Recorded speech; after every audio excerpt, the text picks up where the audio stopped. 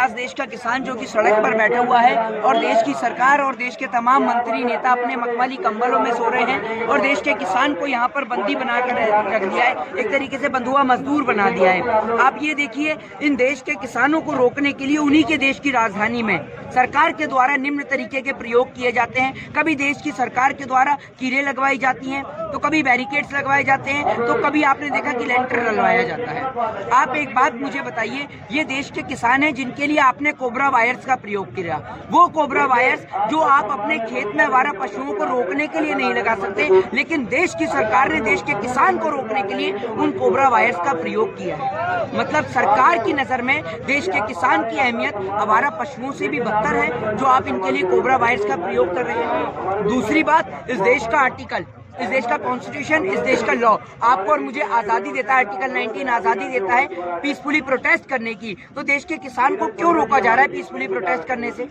आपने देखा कि देश के किसान के भेष में जो उपद्रवी घुसते हैं, जिन्होंने 26 जनवरी देश के 72वें गणतंत्र दिवस के अवसर पर देश के किसान के इस ट्रैक्टर मार्च को बिगाड़ने का प्रयास किया, और देश की सरकार उन लोगों से तिरंगे का सबूत मांग रही है, उन लोगों से तिरंगे का प्रूफ मांग रही है जिनके बेटे खुद तिरंगे में लिपट कर आते हैं। देश की सरकार उनसे मांग रही है कि तिरंगे का प्रूफ, आप इन्हें तिरंगे का प्रूफ दीजिए। अरे ये वो लोग हैं जिन्होंने अपने बेटों को सरहद की हिफाजत करने के लिए भेज रखा है।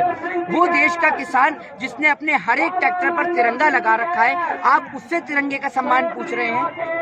अरे तिरंगे का अपमान देश के अंदर उस दिन होता है जब तिरंगे की जगह पर भारतीय जनता पार्टी का झंडा लहराया जाता है। तिरंगे का अपमान उस दिन होता है जब राष्ट्रीय स्वयंसेवक संगठन अपने कार्यालय के अंदर कई सालों तक तिरंगे झंडे को नहीं लहराता, तब तिरंगे का अपमान नहीं होता क्या इस देश के अंदर?